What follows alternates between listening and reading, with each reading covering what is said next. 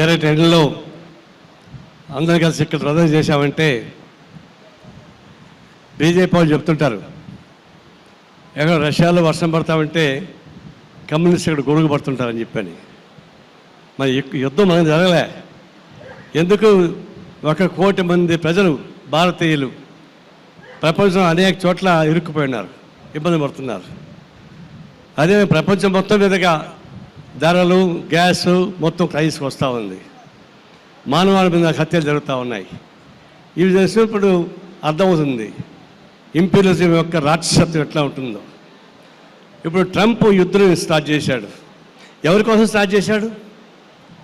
America ప్రజల కోసమా, Iraq కోసమా, లేకపోతే మిగతా దేశాల కోసమా? ఒకటే. ఈరోజు ట్రంప్ యుద్ధం అంటే అమెరికా ప్రజానీకం కోసం కాదు, అమెరికాలో ఉన్నటువంటి కార్పొరేట్ కంపెనీస్ లాభం కోసం తప్ప ఇంకోటి కానే కాదు. యుద్ధం ప్రారంభమైంది. ఆయుధాలు తయారు చేసే వాళ్ళందరూ కూడా ఇప్పటికే $170 బిలియన్ల ఆదాయం పొందేశారు. డబ్బులు ఆయుధాలు అమ్ముతూ ఉన్నారు. దీన్ని బట్టి ఎక్కడ ఆయిల్ ఉందో, ఎక్కడ సంపద ఉందో, ఏ దేశానికి వ్యతిరేకంగా ఉన్నాయో ఆ దేశం మీద దాడి చేస్తూ ఉన్నారు. వెనుజులా పైన దాడి చేశారు, అది అమెరికాకి వ్యతిరేకం కాబట్టి ఆయిల్ స్వాధీనం చేసుకున్నారు. ఇరాక్ మీద దాడి చేశారు, అక్కడ సంపదని దోచుకున్నారు. ఇప్పుడు ఇరాన్ మీద దాడి చేస్తున్నారు, అక్కడ సంపదని దోచుకోవాలని చెప్పేసి. ఎవరి కోసం ఇవన్నీ? ప్రపంచ ప్రజానీకం కోసమా? కాదు, అమెరికన్ కార్పొరేట్ కంపెనీస్కి ఊడిగించేసే పద్ధతి జరిగేటువంటి యుద్ధం ఇది. ఈ యుద్ధాన్ని ఆపాల్సిన అవసరం ఉంది. ఇది మన దేశాన్ని కాదు, ప్రపంచం మొత్తం జరుగుతూ ఉంది. దీన్ని మనం చూడాల్సింది ఒకటే, మానవత్వం లేదు. హాస్పిటల్స్ పిల్లలు అటువంటి సంబంధం లేదు, బాంబుని చంపేస్తూ ఉన్నారు. ఇది ప్రపంచంలో జరుగుతున్నటువంటి యుద్ధం అయితే ప్రపంచం పెద్ద దేశం మంది భారతదేశం. ఎంత పెద్ద భారతదేశం, మోడీ ప్రధానమంత్రిగా ఉన్నాడు.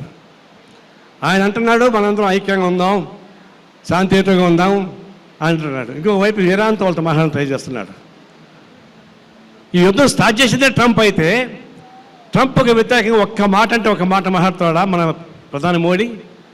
బానిసలేకన్నా మనం బానిసలేగా ఉన్నాడు తప్ప ఇంకోటి కాదు. నిజాం నవాబ్ పరిపాలన కూడా బానిసలు చూసాం, మన బానిసత్వాన్ని, నీ బానిసత్వాన్ని. అంతకన్నా ఘోరంగా ఉన్నటువంటి బానిస ఎవరైనా ఉంటే అంటే ప్రధాని మోడీ మనం సిగ్గుపడాలి.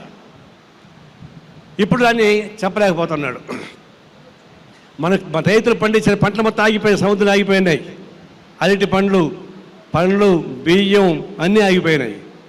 గ్రామీణ ప్రాంతం దెబ్బతిన్నది, పట్టణ ప్రాంతం దెబ్బతిన్నది, పారిశ్రామికలు దెబ్బతింటా ఉన్నాయి, సామాన్య ప్రజలు దెబ్బతింటా ఉన్నారు.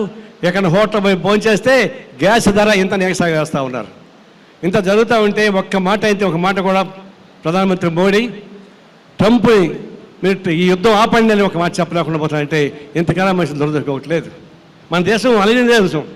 ఇందిరాగాంధీ ఉన్నప్పుడు చెప్పింది, మా మిత్రుల కోసం ఒకటి కోసం పని లేదని చెప్పేసి అని చెప్పింది. ధైర్యంగా దొరుకుతుంది ఎవరంటే ఇందిరాగాంధీ అన్నాడు అమెరికా సామ్రాజ్యవాదాన్ని. కానీ ఈనాడు ఇందిరాగాంధీ కన్నా లావుగా ఉన్నాడు, పొడవుగా ఉన్నాడు, కానీ ఆయనే ఎలుకైంది గుండు ఉన్నట్టు చూడబోతే ఇది మన యుద్ధం. ఇప్పుడు అమెరికాలో ఉన్నటువంటి 50 రాష్ట్రాలలో 90 లక్షల మంది నిరసన ప్రదర్శన చేస్తూ ఉన్నారు. ఏమంటే టుడే అమెరికాలో ప్రజలు వ్యతిరేకిస్తూ ఉన్నారు, ప్రపంచం మొత్తం వ్యతిరేకిస్తూ ఉంది. అదేటప్పుడు మోడీ కూడా పిలుపు ఇవ్వాల్సిన అవసరం ఉంది, దీనికి ఒత్తిడి చేయాల్సి ఉంది. అందుకని ఈరోజు శాంతి జరిగిన ధర్నా ఇది ప్రదర్శన ఎంతటా కాదు, దేశం మొత్తం మీద కూడా పెద్ద ఎత్తున ప్రజా ఉద్యమంగా రావాలని, ప్రజా ఉద్యమం ద్వారా మోడీని తల వంచి చేయాలని, మోడీ చివరికి ట్రంప్ను కూడా ఖండించి ఏర్పాటు చేయాలని చెప్పేసి అలాంటి ఉద్యమం సాగిన కోరుతా సెలవు తీసుకుంటా ఉన్నాను.